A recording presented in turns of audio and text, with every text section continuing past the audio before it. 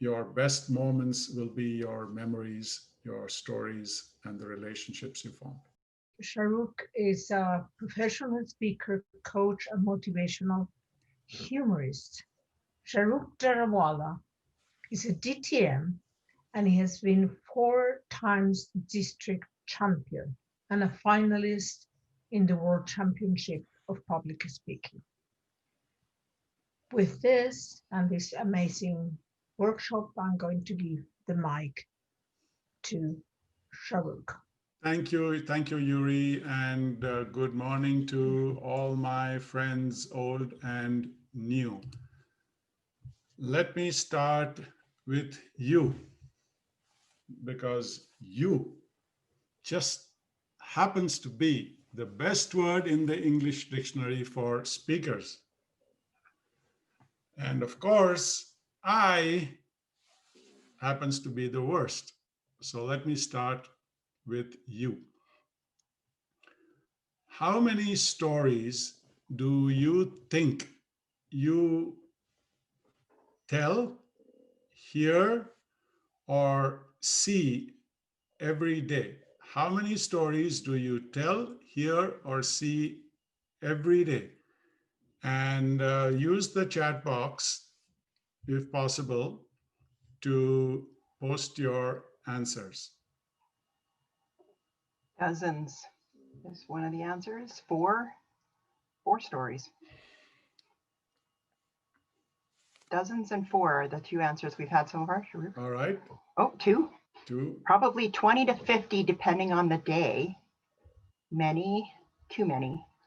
All right. I need a better answer than too many. Is that 2 or 20 Many. million?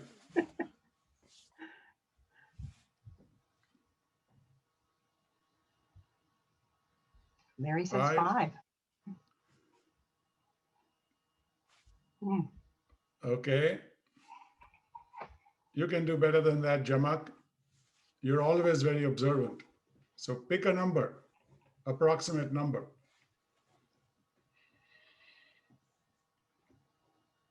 Yuri says thousands. 1 per hour. Okay. So now let's do the same exercise again, especially for those who have posted their responses in the chat box,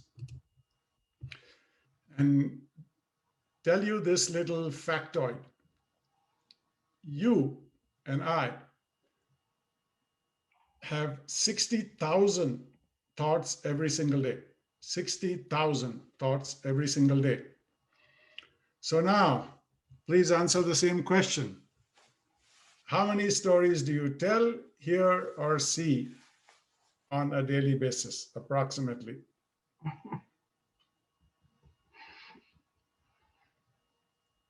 Wow, there you go. Adrian, 60,000. Pam, 60,000. What happened here? Let's see a couple more answers coming through. Depends on how many you can get to listen.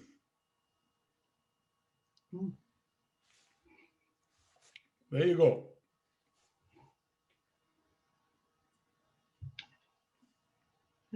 So the reality is, and if you go to your workbook, right on top, I said, every experience in your life is a story. But almost everything that you watch on TV is a story. Even if you ask somebody, how's your day going? That is a story. And every incident that you look back on in your life, you will see that it is a story. And the reason is pretty straightforward. There are people in your life. There are emotions that you go through yourself, or the people that you relate with or hear about or see on television, video games, books, whatever it may be.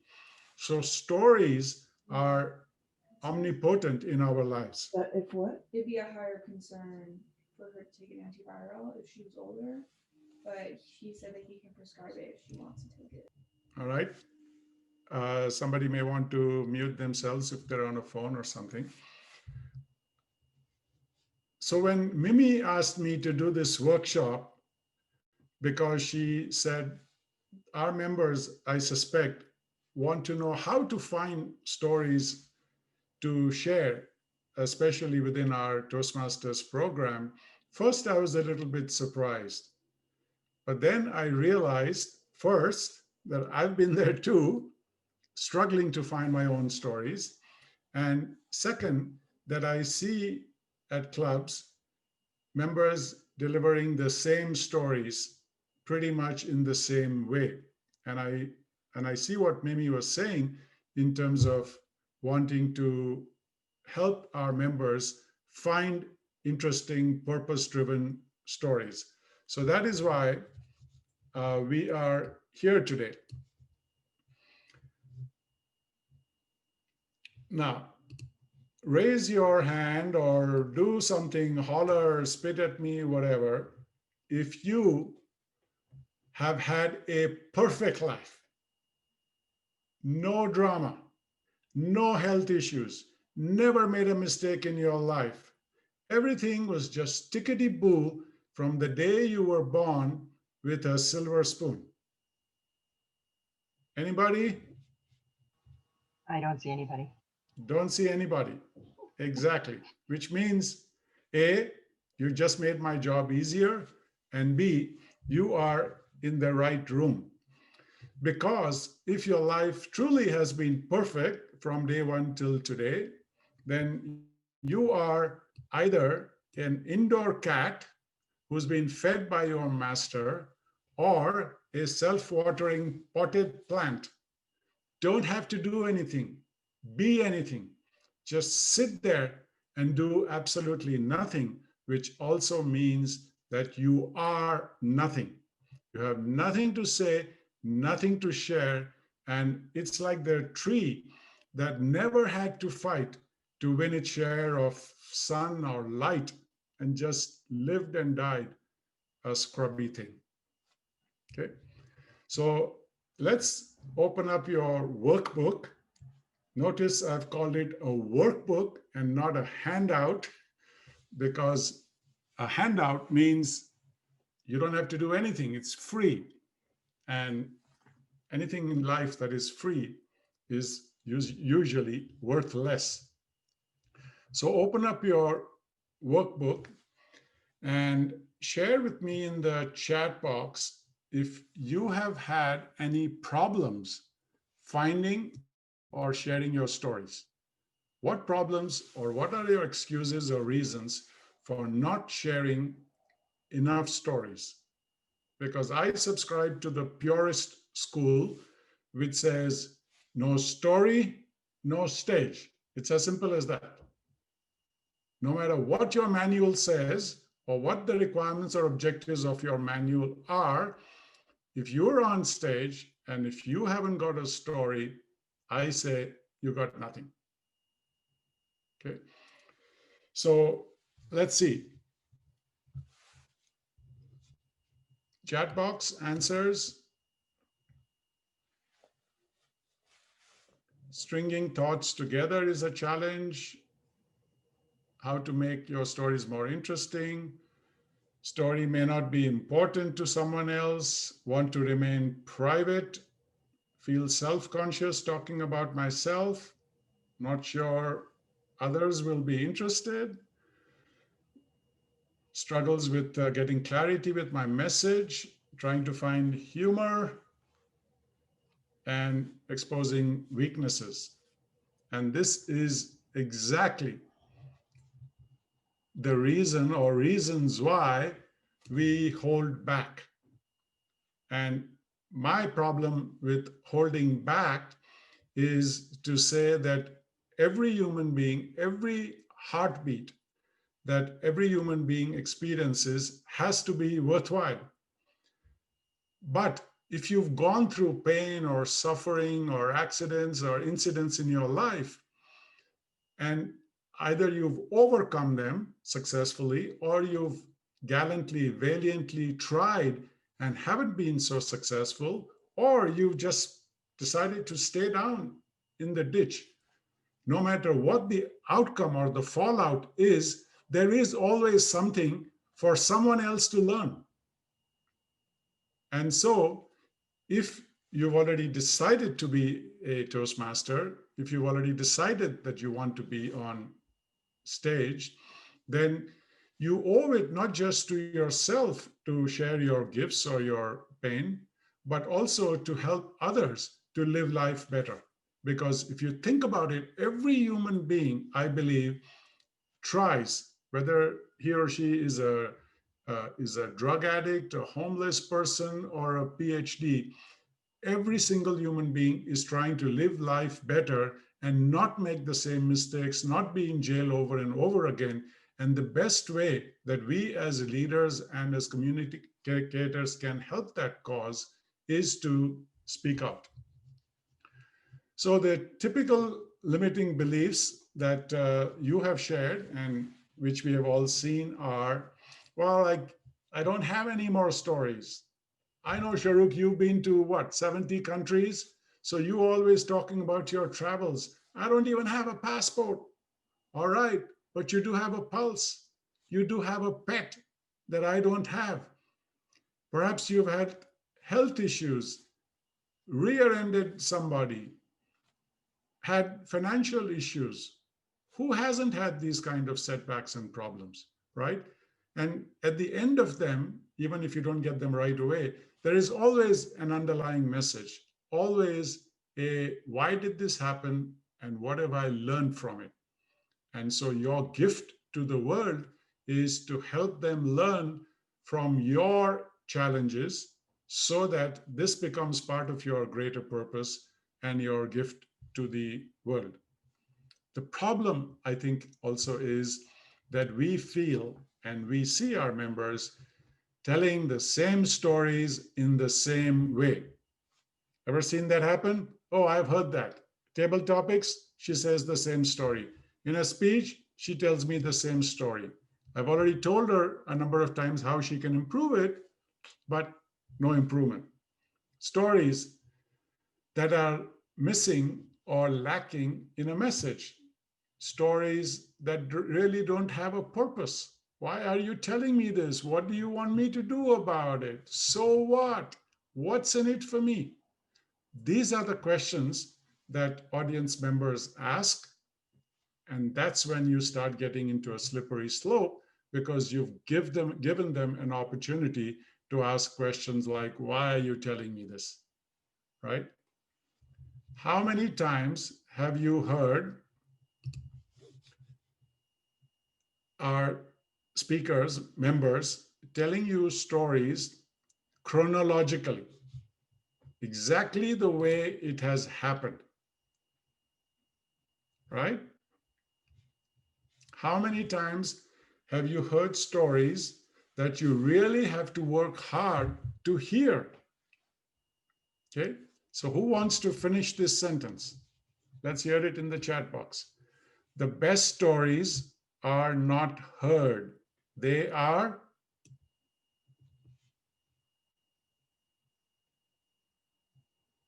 getting better. Keep going. Felt. Everybody that says felt, give yourselves a pat on the back. Relived, experienced. Okay, I'm looking for one other great answer. The best stories are not heard, they are, yes, imparted, inspired, shared, yes, yes, yes, seen, right? Storytellers are visual artists, visual artists. Have you ever heard the expression, do you hear what I mean? Say no, even if you have, just humor me, right? But you've heard this expression over and over again. Do you see what I mean? Right? So if you show them the pictures that are in your own mind, now they are really into you. And of course, the great answer is feel and experience. And the reason for that is something slightly different. When you tell a story that has got at its heart a change of emotions, that's when you feel and experience either what the speaker has gone through or you have gone through.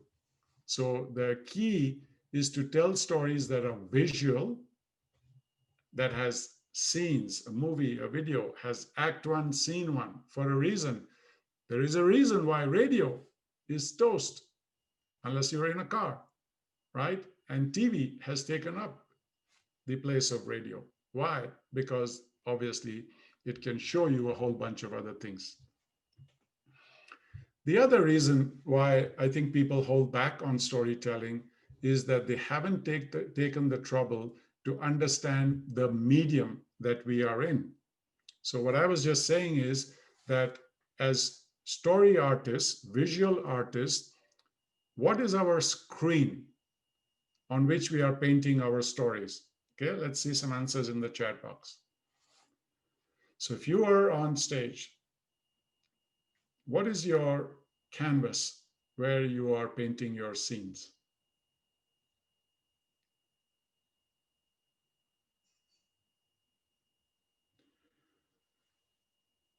Okay, let me rephrase the question based on the answers I'm seeing. Okay, so right now I am, okay, so just hold the answers for a second. So I am the speaker just now, so I am the artist, right? What is my canvas that I'm using to paint scenes? I already gave you a big hint. Yes. My hands. What else? My emotions. Yes. Well, words, Quinn, is about hearing. What's my canvas on which I'm drawing? I'm doing it right now. Yes. Yes. Somebody said space. Well, what space is it?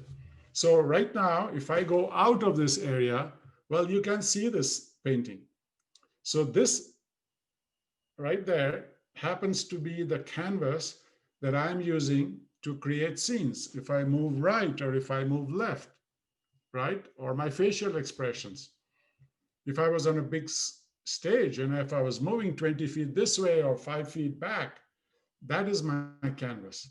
And the stage itself, the horizontal space, happens to be my canvas. So as a story artist, what I'm doing is I'm using my canvas to paint a scene or a series of scenes in your mind so that I keep in mind in this medium, the brain can be connected with the speaker 9 times better than simply hearing what I'm saying. So one of the limiting factors is that you stand there and you don't move around, you don't use your canvas fully, which means that the audience has to really strain to listen and follow what you are doing. Okay, so let's do one thing so that you stop listening to me and maybe in the next 1 minute you get your money's worth as well. Let's watch this particular short video.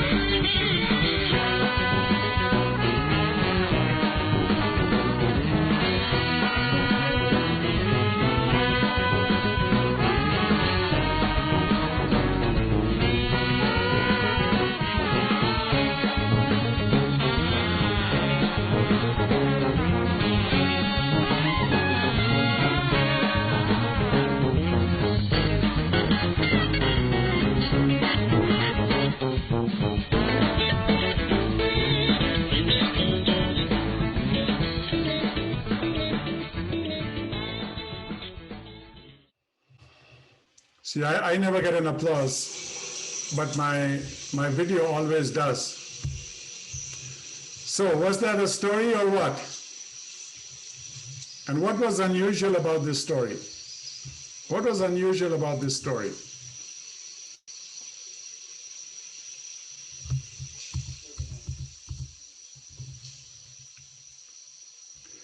Nobody was speaking, and yet it was a story. What was the story about?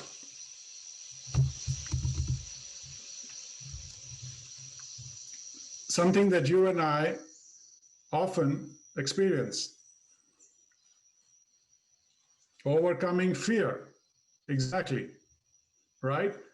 But the reason why the lack of dialogue didn't make any difference was that you could see everything you needed to see and get the same emotional response.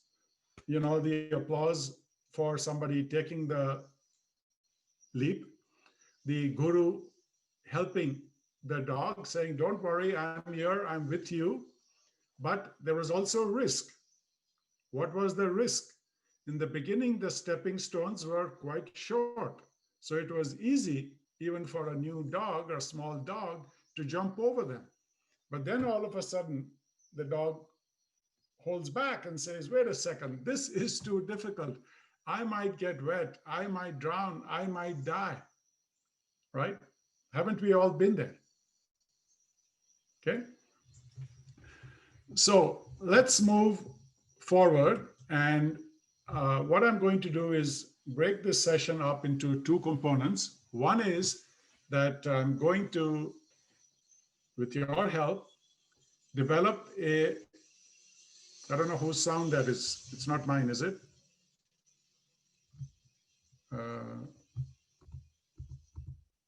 Okay. So I'm going to help you develop various sources of your stories, and you'll see on the workbook that I've made a little table, and so it becomes easier for you. Where is it? Okay. Before we get there, let's go through a couple of other things that are in your workbook. Why tell a personal story? Why not tell a story about what happened to Mimi when she got rear-ended? Let's see some answers, or speak up if you wish. Why tell personal stories as far as possible? You connect better with the audience. Right.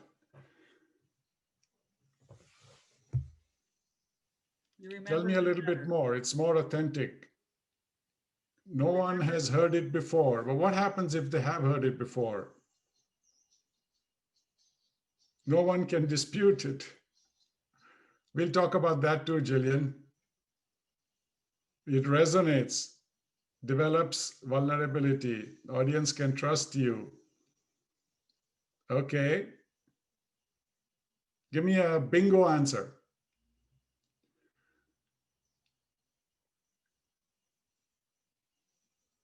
Because the protagonist, yes, thank you, Pam. It's your story. The person to whom it really happened is in front of you, right?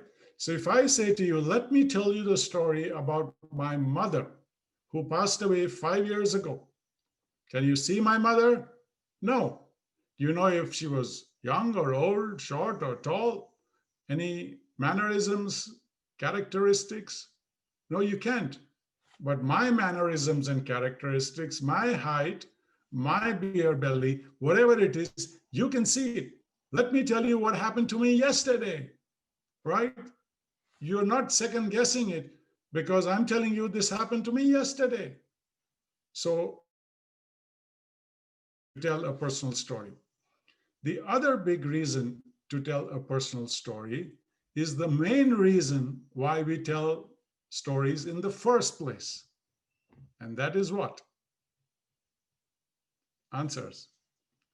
The main reason to tell a story is what? Yes, Great answer. Lucky. Connection, right? Speakers strive the most out of all the skill sets that we have to connect with our audience. And number two is to try and figure out their psychology from the way we are speaking. And then reverse engineer your script or your delivery so that we play to their psychology, not our psychology. Amateurs do this. Let me tell you what happened when I was 8 years old, and then what happened when I was 10 years old. They don't care. How are the words landing on their ears? Okay. Yes. So the reason we tell personal stories are that it's the fastest way to connect because it happened to you. You went through the peril or the pain or the pleasure, and therefore they just have to sit back and enjoy or go through the agony that you went through and go through the connection. So the emotion, if there's another word for story, it's emotion. No emotion, no story. Nothing happened. Nothing changed. Okay, is there any sound disturbance still going on? No? Okay, good. So that's the reason we tell a personal story. So let's use your workbook and come up in the chat box with story sources. So somebody who says, I don't know, I don't travel, I don't, whatever, right? What are the obvious sources of your stories? I have some answers. I bet you have better answers. They're more personal to you.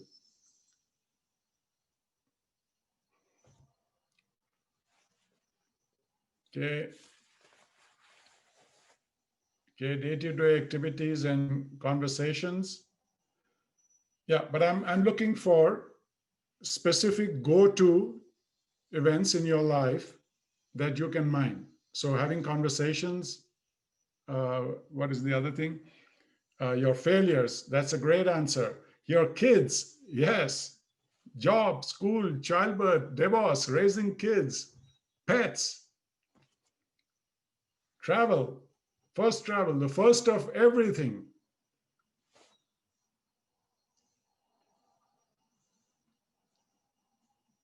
Okay, schooling, yes. And schooling is really important, Mimi. Why? I assume you mean by that school experiences, right? Yeah, because when I went to a Tragedies, yes. one room school and then went to a big high school, like I told in the TLI the other day, it's big. Okay, something is going on with my video. Sorry, hold on. So I can't hear anyone.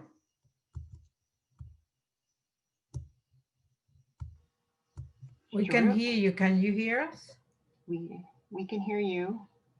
Maybe your Okay, sound is just a still second. on. Okay. Yeah, you can hear me, but I can't hear you. Something's. You need your powerful headset. Yes, sorry, that's me. Okay, so go again, please. Why schooling is so important? Oh, just the changes from a one room school to a big high school that I was just a dramatic moment in my life and really gave me some cool lessons. So that part, and then university, trying to pick my major, that was a story I've told in the speech. Right. So some of the most dramatic things have happened to us during school. Bullying, yes, life transition, going from childhood to puberty, first girlfriend, first speech experience, first embarrassing moment, right? Getting engaged. Adrian got engaged in school, right? So there are countless your sources. So incidents in your life. And the reason I laid it out the way I did was that you could then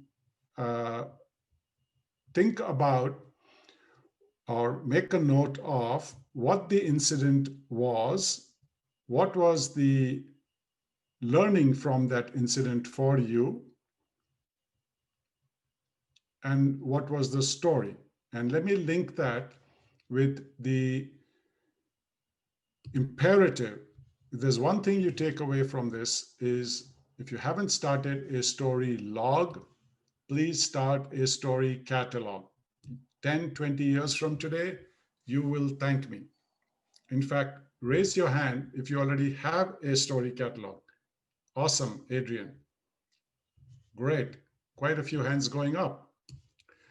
So my grandmother, with whom I shared the bedroom for the first 25 years of my life, would keep saying this, and I didn't quite get it. And she would say, Sharookh, remember, when all is said and done, your life is nothing but a collection of stories and relationships. And so now, nurture them, nourish them, animate them, right? But the older you get, the less you remember your stories. So make your story catalog your go-to memory bank, not just so that it puts a smile on your face or you can share it with your grandchildren, but because you can mine and harness your stories to change other people's lives. Now, I have a simple Word file that I started 20 years ago. Finish the sentence for me. The best time to plant a tree was? You're muted, Shiona. You're still muted. Okay, I can't hear you because you're muted. 20 years ago, yes. The second best time is? Now. Today, correct? So start your story log today. You don't have to write the whole story, which is the great part. Why? Why? You'll In your remember it. storybook, sorry? You'll remember it from just a few words. Exactly. It happened to you, right? What's the saying? You have nothing to remember if you're speaking the truth, right? So all you have to do is 2 sentences about what happened, that incident at Shoppers Drug Mart with the blind person, and everything will come to you. But if you don't write it down, your memory will fade and you will completely ignore it, when in fact you could use it to change not just your own life and your own behavior, but also somebody's life as well. There are fancy ways of doing it. There is an app called Evernote, but I simply have it cataloged by way of what was the lesson I learned and a couple of sentences on the story. So I urge you, implore you, beg you to start your story catalog, because it will be a gold mine for you in future. Otter. Yes, somebody says you can draw on it. Yeah, I can't even draw a straight line with a ruler. So a story catalog. And then what is the lesson that you learned? If you can make a list with your incidents, embarrassing, shameful, guiltful, injuries that you have, scars that you have to show for, the suffering when you went through. One of the memories I have is breaking my arm because my backpack was too heavy from school. And that made me ambidextrous because I couldn't use my right arm. So I had to improvise and learn using my left arm. But it also messed up my grades because my principal gave me a shortcut and said, you don't have to write your exam. And I almost never recovered from that because, the cheese in the mousetrap is always free, right? Your struggles, your setbacks, the obstacles that you faced, the ones that you will remember instantly are the ones that either made you happy or they were painful, right? When you faced anxiety, fear, felt loss, some feeling of loss, whether it's lose money, lose a partner, lose your mind, lose money in gambling. The other deep source is your teachers, your role models. Who are your role models? What did you learn from them? Because remember, sooner or later, hopefully sooner, you have no choice but to become a role model to your own kids, to your neighbor's kids, to somebody who really needs help. Occasions when you did something out of character and realize what a big mistake that was. Disasters in your life, divorces. People get very worked up talking about divorces, right? The virus is a gold mine of story opportunities. Your travels, teaching moments that have taught you life lessons. Core values. Let's talk about core values because that is an amazing gold mine for our stories. Now, let me stop doing the talking and let me see your top 2 core values that you really strongly believe in.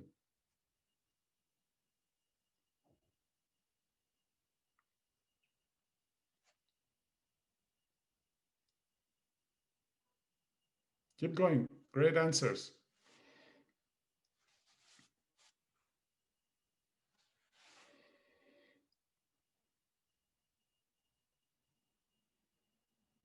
I like it. Being vegetarian. Respect. Giving back. Helping others. Making a difference. All great answers. So there are about 100 time-tested virtues or values that we have tried to impart in our children and others. And those before us, our elders, have tried to impart in us. But there are some that are sacrosanct to us. So you can use that as the starting point to develop your stories. Why, for example, Jaya? Where's Jaya? Why giving back is so important to you? Go ahead, you can answer the question audibly. Unmute yourself. I've had the opportunity to receive a lot of grace from many different types of people. And when I see that I have the opportunity to give and help make positive changes or impacts in other people's lives and pass that along, that it makes me feel better. It also makes me feel connected with them. And it builds a new relationship. And at the same time, it creates new opportunities for me as well. Absolutely. Right. Shiona, truth or love? Pick one and tell me why. Unmute yourself. Yes.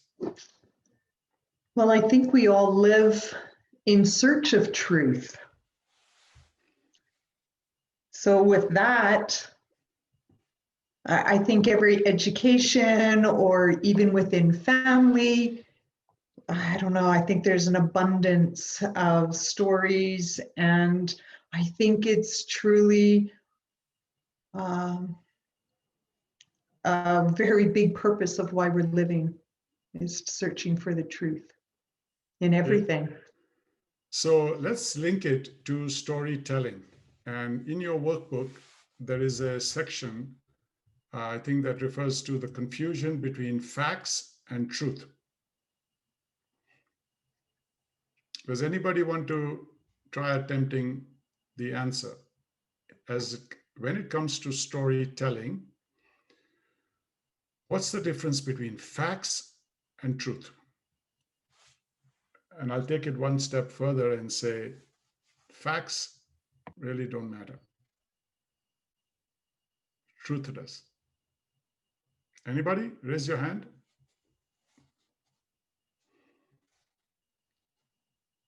Yes, Adrian. I would say that for me, truth is something that you believe in, and then you can more honestly express it if you're connected to that thing that you truly believe in. So that would be my truth, would be my influence upon myself to give a message that I truly know in my mind, in my heart, it's what I feel versus just telling someone something because I read it. Awesome. Anybody else? It's like in sales, we say facts tell, stories sell. Facts are things that happen.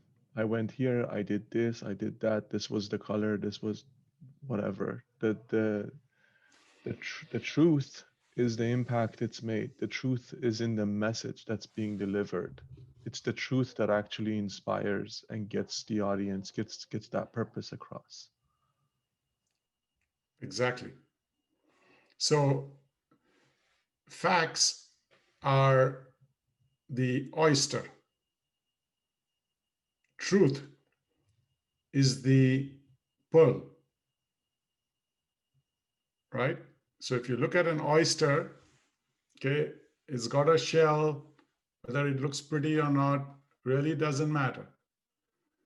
The reason the oyster is precious is that it's got a pearl inside, right? Facts will tell you what happened.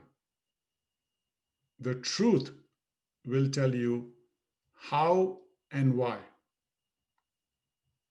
Why are you telling me this particular story? Why is it important to you?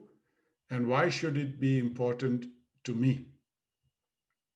But the common mistake that storytellers make when they play on the surface is that they're used to telling the story in a chronological fashion. Let me tell you what happened to me yesterday. I woke up at 7:30 and I took my dog for a walk. That is a fact. Now, it is necessary to lay out facts in terms of setting up the scene. But if you just keep repeating facts, and half of them are even unnecessary to repeat because they are not relevant, then you don't shine the spotlight on the how it happened, why it happened, and why you are telling me this story. How many times have you heard someone talking and saying, why are you telling me all this? Right? Because they are poor storytellers. So try and get to the truth, and the truth behind why you had this accident, why you turned left, not that you just had the accident, but because you were distracted by what was on your phone that you were reading. And that mistake, how much did it cost you? And are you ever going to do it again? Why do mothers against drunk driving keep talking about drunk driving, right? So always go deeper into the truth of a story, and you will then find that people are much more connected because it is the truth that brings out the emotion, the conviction in the speaker, in you, and therefore it resonates much more deeper with your audience. Okay. Let's finish this piece off. Think about the moments when you had a prickly conscience, and you will see that there is a gem of storytelling right there. Think about the moments that you're proud of. Think about the moments you worked outside the box, the moments where you have regrets. It'll be the same things, right? Fear of doing something is temporary. It's when you don't do it because you are scared that you have regrets, and they stay with you a lifetime. Okay? So if there is one important thing that you take away is develop that story log and categorize it or search for these incidents and accidents and things like that, because they are central to storytelling. Okay. How to pick the right story? Well, it's pretty obvious. What is the message you're trying to convey? Who is your audience? In the case of Toastmasters, maybe there is a manual objective as well. But how to pick the right story obviously makes a big difference to the outcome on them, not on you. Often people will say, I have something to say. I'm really pissed off with what's happening in the United States with their elections. Okay, but why are you telling me this story? Why did you pick this particular story? Connect it and make it meaningful to me, whether I care for American elections or not. Okay. On that note, let's watch another video and we'll talk about it. Okay. Again, lots of learning here and skill testing questions to follow. This person happens to be one of my students.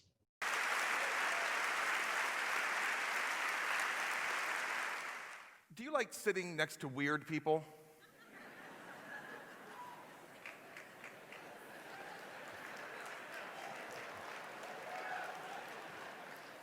I don't like sitting next to weird people. I think that's true for most of us. I mean, be honest, how many of you wish you could change seats right now? Yeah. The problem, though, is that by avoiding the weird people, by staying inside that comfortable cocoon of people like us, we're actually cutting ourselves off from the very people and experiences that can lead to our most creative ideas. And we need those ideas now more than ever. A few years ago, I was flying home to Seattle from New York. I had an aisle seat, and in the middle seat was nobody. I know, right? So I'm doing like my little internal happy dance when, just before the doors close, one last passenger gets on the plane. She was different. I don't know what Methuselah's grandmother actually looked like, but this had to be close. As she's shuffling down the aisle, I'm thinking, don't panic, Bill. It's a big plane. Come on, what are the odds? I'll tell you what the odds were, 100%. She stops right beside me, pokes me with her bony finger, points to my empty seat, and says, please, I am there. Sad dance. So I did what most of you might have done. I retreated into my cocoon. I put on my headphones and I escaped into my music. Music has always been my escape, whether I'm playing drums at a blues club or Chopin on my piano at home. And so for the next 5 hours, I retreat. Beatles, Beethoven, Miles Davis. And then, because I had just finished an incredible biography of one of my musical heroes, Stravinsky, I cap it off by listening to his magnificent Firebird Suite. As we descend into Seattle, middle seat pokes me again. Apparently it's time for the obligatory final descent conversation. You know that one? Is home for you? I'm sorry, what? Is home for you? Is home. Oh, Seattle, yes. How about you? No. I have long way to go. I go to Russia. That is a long way. Da. I have not been there since I was young woman. I was teacher. What did you teach? Music.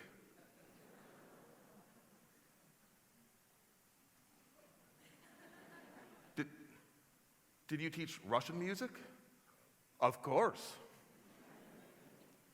Okay, now see, that's amazing, because I was just listening, I mean like just now, to Stravinsky's Firebird Suite. Oh, Stravinsky, the Firebird. I was with him when he wrote it.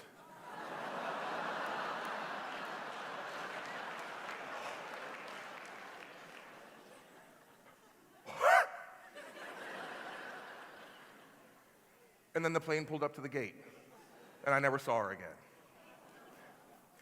I had just flown across the continent, separated by only 5 inches and a pair of headphones from possibly the most fascinating person I would ever meet.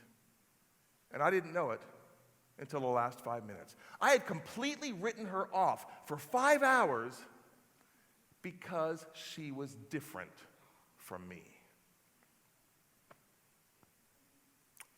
How often do we do this?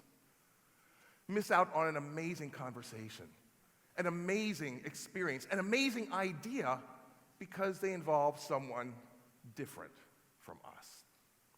What's the real cost of staying inside your cocoon? So what do you think?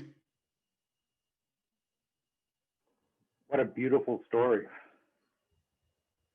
And what was the underlying source that we were talking about of this particular story?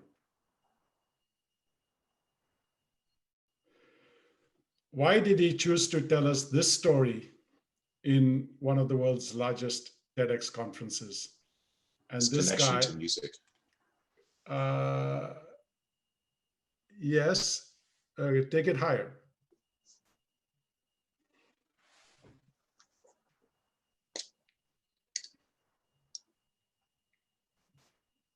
What is the lesson, Terry?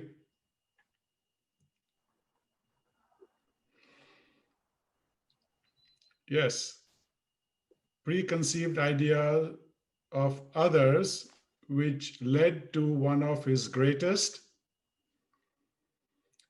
regrets, right? Now, Bill Stainton is also a concert quality musician, world's #1 Beatles expert, and a Hall of Fame leadership guru. But even he uses this medium to give us a masterclass on storytelling. Notice, we won't go back because we don't have the time, but I've taught this speech many, many times. In the first 3 sentences, he uses the word you 5 times. Do you like sitting next to weird people? Would you like to change seats right now? And he uses almost an everyday scenario, travel, airplanes, and weaves a magnificent story in which he uses his canvas, his emotions, his facial expressions, right? And then he lures you into the story, and then you say, oh my God, haven't I also judged people a book by its cover, right? One of my related regrets is decades ago, I used to be a bank manager in Vancouver. And we were looking for a typist. We couldn't find a typist. So one day, my assistant manager comes to me and he says, Sharookh, we've found the perfect guy. We've given him the typing test. He's like 60 words a minute. And I said, he? He says, yeah, he's 52 years old. And in my head, the assumption was a typist had to be a woman. So I was a little taken aback. Do we really want a male typist? And then he says, well, there's something else you need to know. He's a black man. And I'm like, oh my God, a male 52-year-old black typist? And he said, so everything else checks out. Do you want to hire him or not? And I said, no. And I've never lived it down. Not just because I was so bloody racist, but it gets worse. I got my first job in a bank, and that changed my whole life as a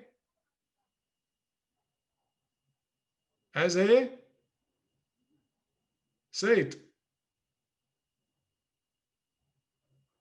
man Typing. of color, a typist. Jesus Christ. How can I recover from it? But it also happened to be the best lesson life could have taught me, right? And I've never obviously emulated it again. So the sources are everywhere. All you have to do is to put in the effort, and then not only can you change somebody else's life, but you can change your whole thinking, your whole world, become a better leader, better role model. Now let's get to the second part. I know we have 15, 20 minutes. Just mining sources of your stories is not good enough if you want to change and save lives. You have to be able to deliver your stories. So for the next few minutes, let's quickly go through storytelling essentials. Okay, so open up your workbook and let's get to it rather quickly.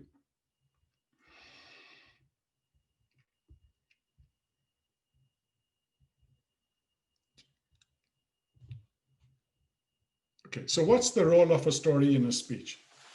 A story is an anchor. Without an anchor, a ship cannot set sail. The other stories that as speakers we use are acronyms, an aid memoir to help your audience remember the 5 steps, or a group activity, like I've got you to do today, type in, speak up, whatever, right? So a story is the most effective anchor that makes the point. But a story should be seen, not just heard. And the simplest 5 elements, the 5 W's of every story that you see on your workbook are, anybody care to finish them off? The first W in terms of setting up the scene, using the example of the dog or of our airplane. Where did it happen? Where did it happen? Because context-wise, the where and the second W, the when, makes it easy for us to understand the backstory, right? So it happened on a plane and it happened a few years ago in that particular story. So you have to nail it so that the audience isn't searching for the where and when. The third W is really important. Type it in or speak it out. Who did it happen to? Exactly. So a story that does not have characters doesn't have to be human like our dog and monkey, but they must have characters. And why are characters so critical? Hands going up quickly. Characters. What do characters have? What do characters have? At least the humankind. Anybody? Emotions, exactly. Personality, characteristics, emotions, yes.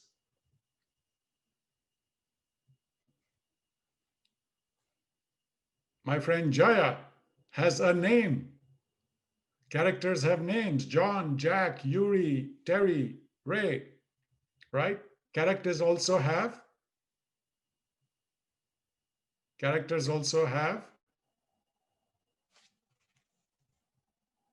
yes, flaws, great. Lessons, yes. Actions, yes. What am I doing right now?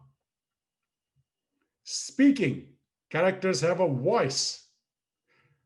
And the reason why voice, aka dialogue, is so critical is dialogue is the best way to bring out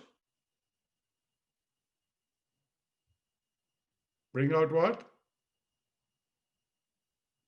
What's the other name for stories? Emotions. Here's a bad habit. When you remove dialogue from a story or don't include dialogue in a story, you are removing the verbal action. And verbal action, especially in settings like this, where I can't dance around like the dog and the monkey, right? They didn't need dialogue. There was music in the background, but the scene and their actual actions was the dialogue. But in this particular case, your spoken voice is the dialogue. But if you want to bring your stories to life and to change emotions, you have to speak, as in the airplane story and the accent that he used for the Russian lady, to bring out the emotion. Now, here's the bad news. You can't just develop a story when you're on stage or in an informal setting and put in dialogue. You must learn to use dialogue in your everyday lingo, even in your thoughts. So if I am thinking about my mother as a role model and how she used to use a particular quotation, let us say, honesty is the best policy, in my head, I always say, as mom used to say, Sharookh, remember, honesty is the best policy. So you see what I've done now is I've put those words literally in my mother's mouth. And that is what will give you goosebumps. If you want to test the veracity of your dialogue, you notice as you are watching or you are speaking, both, you are getting goosebumps. The hair on your neck is rising. Okay, so dialogues are critical to changing emotions, and characters have dialogue. The fourth W, of course, is what happened. That is the whole buildup, the inciting incident, right? The rear end, broken arm, cancer, fell off the bicycle. That is what you're really getting to. And then eventually the fifth W is the why, because there is always a deeper why. Why did I have this accident? Well, because I was looking into the phone. And now I've learned a lesson, never to look into the phone again as I'm driving or drinking or whatever it may be. Okay. And the elements of a personal story are set up here. And you can see either of the two videos that you watched or the ones that you watched from others or your own. That first you set up the scene. Where did it happen? When did it happen? Who did it happen to? What happened? So that's the first step. The second step, when the story doesn't really start, is there is a provoking incident. What was the provoking incident on the airplane? It came 80% into the story. When he finally finds out that she was a music teacher. And she was there when Stravinsky wrote the Firebird Suite. Oh my God. Now his whole life is in a turmoil, the protagonist, right? And now all kinds of emotions are flowing through. Now, in this particular case, the character's desire, sometimes in a story, it's pretty evident. Oh my God, is my back broken? Am I going to be a paraplegic? Well, we know what the accident victim wants. In some cases, it comes at the very end, as in the airplane, that, oh my God, what a missed opportunity. Regrets that I will never live down, right? So you must make it very clear what the desire of the protagonist is so that we are riveted in terms of trying to find out A, how he's going to get there, and B, if he's going to get there. And of course, the big C is how did he do it so that we can apply it in similar scenarios in our own life. That's the turning point, right? Struggle, conflict, risk. Of course, there has to be. Look at the monkey and the dog, right? There was risk. There was a struggle. He was pushing back, right? It's an everyday story, but the elements are the same. No, I can't do it. There's a risk. I might get wet. I might die. I might drown, right? And then there is a turning point. Is he going to do it? Isn't he? Is he going to do it? Isn't he? And then how does he do it, right? This big leap forward. And yes, finally, the reward and the call to action. Just do it. When you have a choice, don't stand still. Don't retreat. Move forward. Do it. Right? So that's your classic, the 5 or 6 elements of a story. Okay, we have only got a few minutes left, so I'll open it up to questions. Questions on the chat box or orally. There were no unanswered questions in the chat. So does anybody have any questions about how to use the stories of their life in their Toastmaster speeches or outside of Toastmaster speeches? Yes, I have a question. Sure. Is there a mistake of using too many stories in one presentation? I've seen some speakers maybe have 1 or 2 stories that connect, but if you're using that, are you kind of playing with fire a little bit, or should you just focus on one story? Well, as a rule, and there are no rules, but there are only principles, one story to make one point. Okay, I got it. Why are you giving me another example? Because the story is supposed to enlighten your audience about the point you are making so that they get it. And it's the best way of making them get it. So what's the point of doing it twice? But it raises a really interesting sub-question, Adrian. And that question is, should I tell my story, my whole story, or put out, as you asked me, my greatest hits album? I see that over and over again in first draft of my clients. Well, there are 5 great things or bad things that happen in your life. Well, this TED Talk, my friend, is about your single. It's not about your greatest hits, right? And in that incident, I want to see exactly what happened. Adrian, by the way, is also one of my students. So he has been through the paces with me. And we have worked long and hard to reduce his stories, and in fact, his story into very small incidents, right?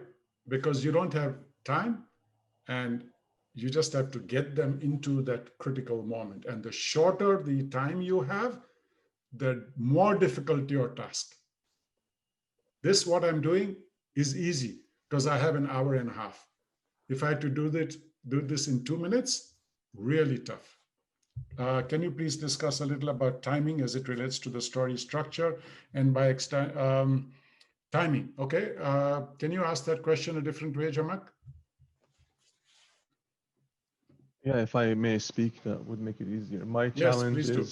My challenge is the story goes on and on. Like in my mind, the story can be as long as it needs to be or as short as it can. So if we have a speech, let's say 10 minutes for the ease of conversation, what amount of speech would be the build-up, the setup? That, like we just saw the gentleman spend 80%, as you said, until he got to the to that next step.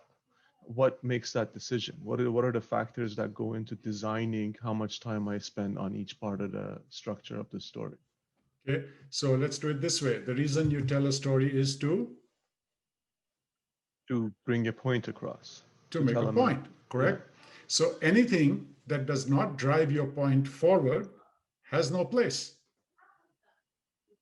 right? Sometimes the mistake that we make as speakers is that we use even one word to completely change the thinking of your audience. For example, let's say I say to you today I am going to help you find sources of your stories. Think about your dreams and why you are unable to accomplish your dreams. Now, what have I just done? Just when you thought that I was going to help you find sources for your stories, I used a word that means different things to different people. Dreams being a perfect example. So now I've confused you, and you're not sure if I'm here to talk about dreams or help you find stories from various sources in your life. But the simple answer is, if something doesn't drive your story forward, your message forward, it goes. And also there is a narrative arc which should be unbroken. Typically in an inspirational story, you start with the negative, right? I know that in soap operas and in movies, they'll do a flashback, show you the knife in the heart, and then go back to how and what happened and who did it. Anybody else? Questions?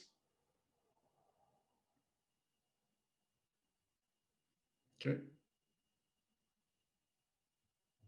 Hearing none. My final thoughts and prayer to you is, please do not underestimate the power and influence of your own life. You have got a gold mine, a treasure trove of incidents and experiences in your life that have shaped who you are, whether it's always positive because you put in the work, or there is some positive and some negative. But it is a hugely rewarding exercise for you to use your memory bank, to use your creativity, to use your artistry, and create something out of even the simplest of examples, how you first learned to ride a bicycle and fell down, into helping somebody else stop from committing suicide, help them to climb the tallest mountain that they never felt that they could climb. Because your heart is in the right place. You are here to make a difference to others. Because, like it or not, the fact that you have decided to join Toastmasters automatically tells me that you are not journaling or you are not painting beautiful pictures only for yourself. You are here because you want to share your experiences with others, in part to get an outlet and a platform and the release for yourself. But the big goal is your purpose of giving your gifts back. There's a beautiful quotation from someone that says, the day you get your gifts is the day you give it away. So the gift that you have got is your life experiences, the lessons that you've learned. So please don't take them with you, because that would be a real travesty, not just to people around you, but to everybody that needs to hear it.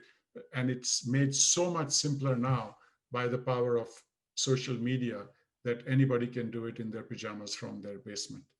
So please mine your stories, start your story log, make it your go-to memory bank, and then put in the effort to craft your stories in a way in which you are able to change the life of others.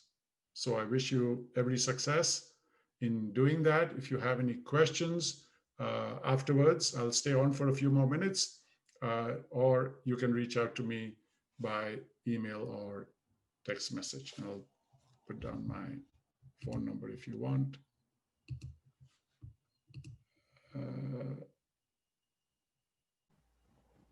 Can we ask questions? Is this Yes, please do. open now? All right. Yes. I'm gonna go back to the question I asked since nobody else had any questions. Maybe we can elaborate on that a little bit.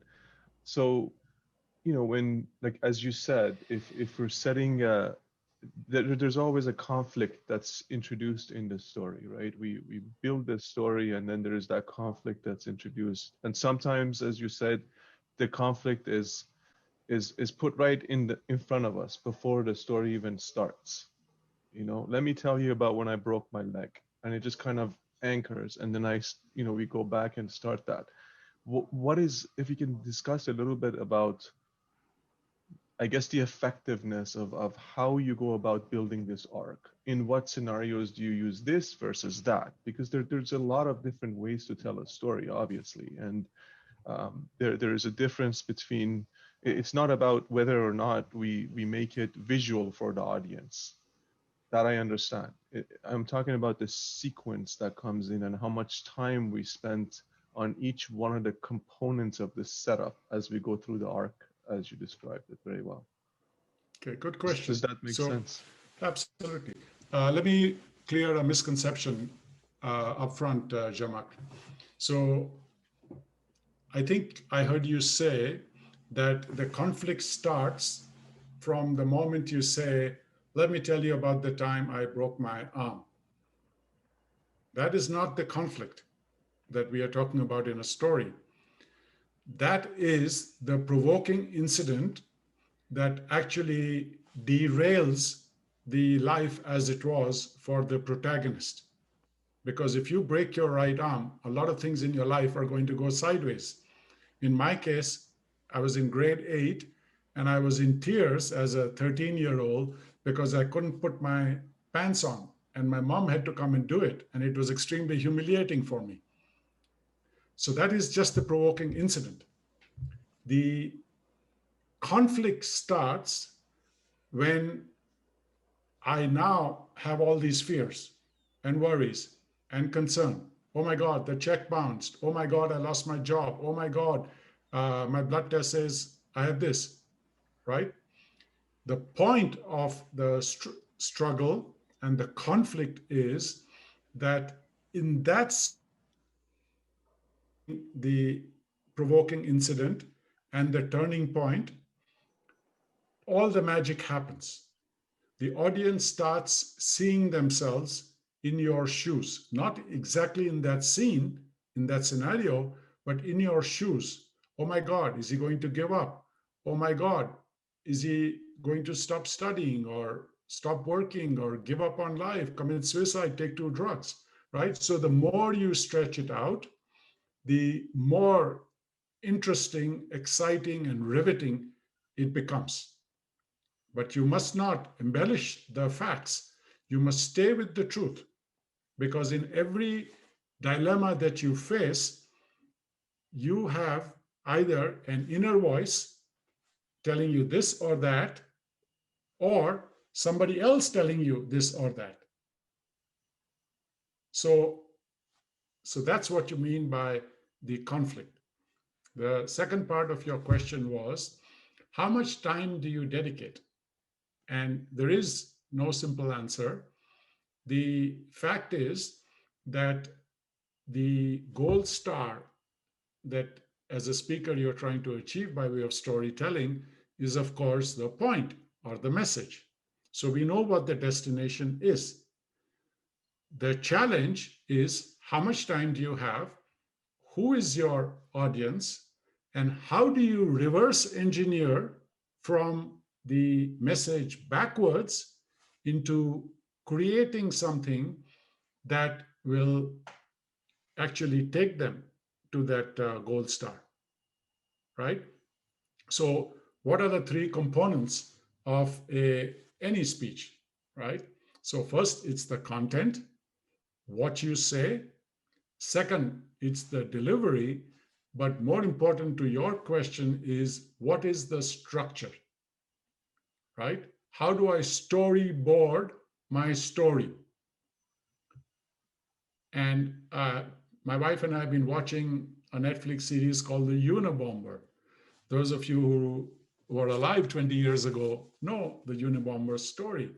And it's basically driving us nuts because it keeps going from 95 to 97, 95 to 97. So when his thing started, and then goes back 20 years to how it all started. So it's really intense in terms of concentration. I wouldn't do it that way, but who am I, right? So if you have 10 minutes, you will do it a little differently than you would do it in 2 minutes. But the opportunity for stories are everywhere. I was I was actually on a call with Patricia Fripp, the mother hen of professional speaker coaching. And somebody said, are you telling me that no matter what you say, you must tell a story? And she said, yes. So she said, let me tell you what happened to me yesterday. Somebody said, what do you do? And I said to her, well, last weekend, I took a nerdy, geeky engineer, spent 10 hours with him, and made him into a rock star speaker. So, since you asked, I'm a speaking coach. Now, she told a story whilst answering what she does. All right, nobody else is gonna ask a question. Sorry, I've got you here. I'm gonna ask. What's Go ahead. do you have any books, podcasts, anything like that that we could take us a step further from where we are today with what you've given us? Well, this isn't algebra or calculus where you have steps and you crack the theorem and then you say, okay, now I can do it. There are no rules in public speaking, but there are countless principles. There are endless books.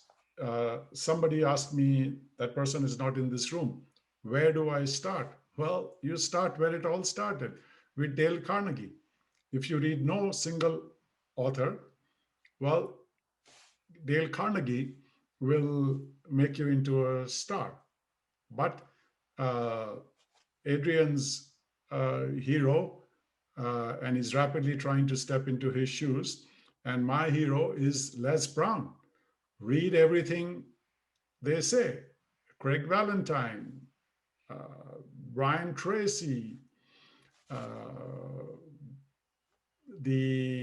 forget his name, the guy who wrote How to Talk Like Ted.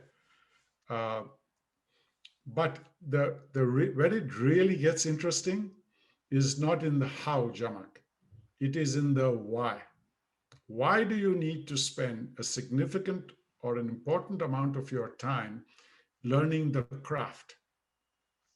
And when you say to yourself, well, storytelling is everywhere. It will make me a better husband, a better father, a better friend. I will make more friends. I will make more money. I will be a better teammate.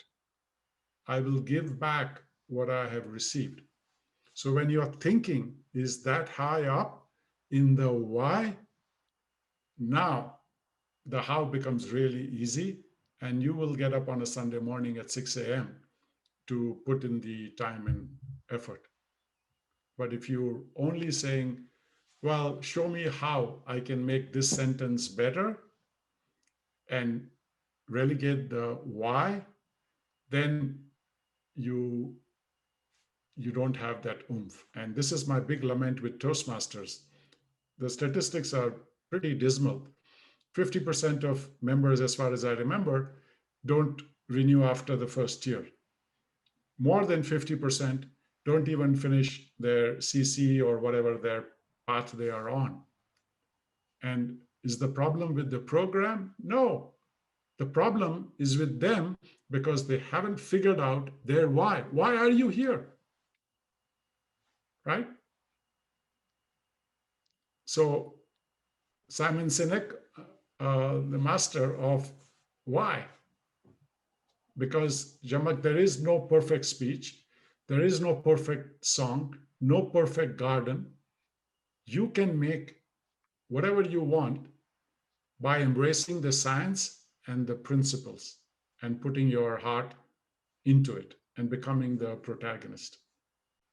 Now it's me who is going to ask a question. Now that you Yes. said that that the Simon Sinek mentioned that part, and you relate that part with the fact of having the why, okay, there, and Toastmasters and the amount of people that leave. Let me ask you a question. what is the best way to motivate people to find out their story within themselves? What is the best way to motivate them to find Yes, their exactly. stories? Yes. Well,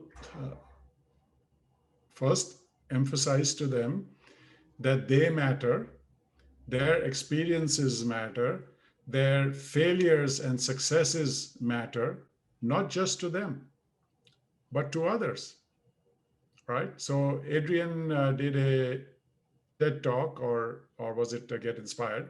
Get Inspired, right? How many hours did you spend on it, Adrian, and why?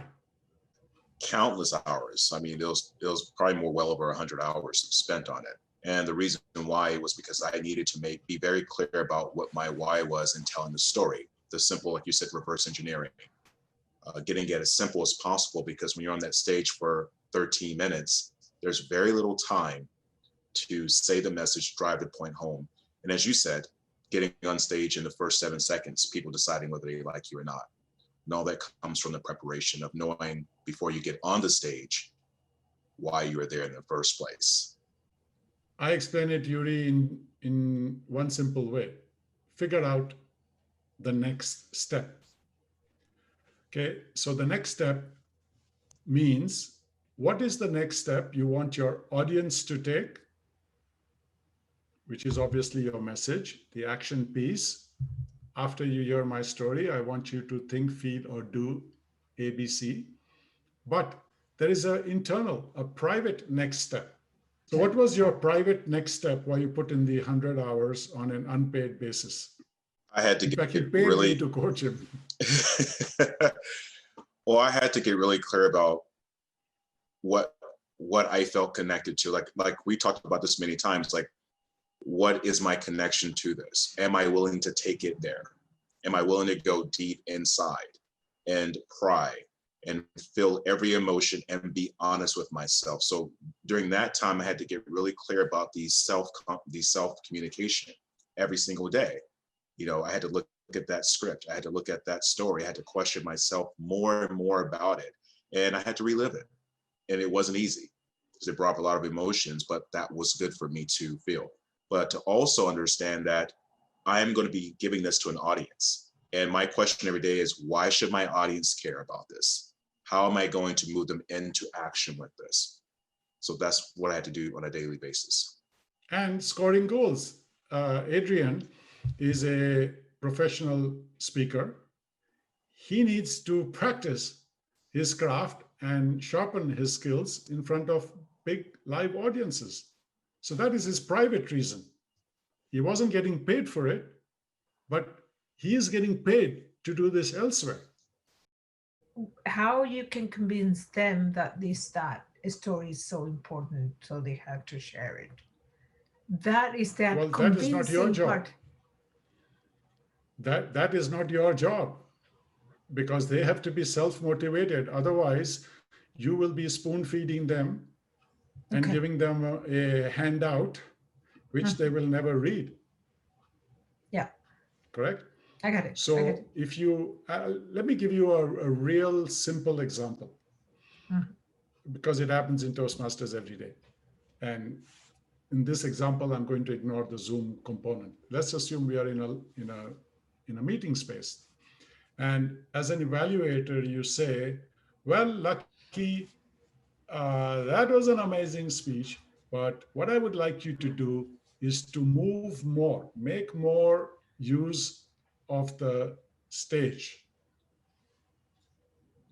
right? So the next time you're in character, turn right to talk to your mother. And then when she talks back to you, you turn left. So we understand. And you saw that happening in the airplane incident. What's the big missing advice in this example that I just gave for Lucky? Making connection. I mean, I think that. No. So what did I, as an evaluator, I told her to do something. I told her how to do it. What I didn't tell her and therefore the others who are listening also suffered from the same mistake that I made, is I never told her why it is important to do that. So let me finish the thought then. Well, when you are in character and you turn, a number of things happen. First of all, it becomes clear that you are talking to your mother, that your mother is there, and therefore when your mother is doing the speaking, she has to turn to talk to you. So you don't have to say, and then my mother said, and then I said. Well, your movement says it.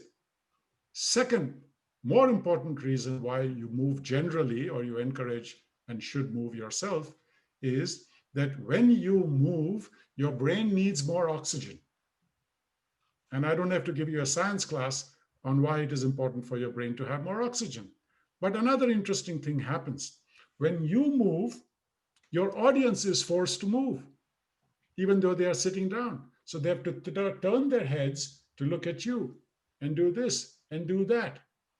And that puts more oxygen into their brain. Now everybody's happy. So you see, if you explain it that way, Lucky will find it really easy to figure out how to move in different moving pieces within her speech or story. And I wish you happy, successful storytelling. And don't forget what my grandmother said, which is that your life is nothing but a collection of stories and relationships. So if it's not too late, nurture them, nourish them, and animate them, because when all is said and done, you will be on that rocking chair somewhere on a balcony in Hawaii, and your best moments will be your memories, your stories, and the relationships you formed. Thank I you. will take your leave, and best wishes, be safe, be well. You have tuned into and are viewing the District 96 Toastmasters website. Please like this video and subscribe to our channel.